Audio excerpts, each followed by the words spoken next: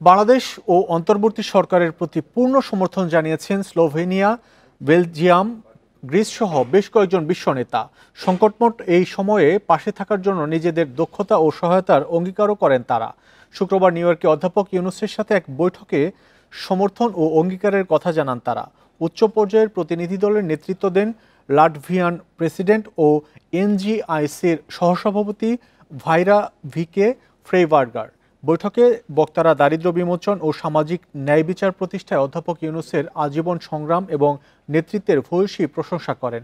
বলেন, অধ্যাপক ইউনূসের নেতৃত্বে বাংলাদেশ সাম্প্রতিক সময়ে গুরুত্বপূর্ণ অগ্রগতি অর্জন করেছে। বিশেষত মানবাধিকার বিষয়ে বাংলাদেশের অগ্রগতি অসাধারণ। এ সময় প্রধান উপদেষ্টা জনগণের প্রত্যাশা পূরণ এখন সবচেয়ে বড় চ্যালেঞ্জ বলে জানান। আগামী ফেব্রুয়ারির নির্বাচনে সবার সহায়তাও কামনা করেন।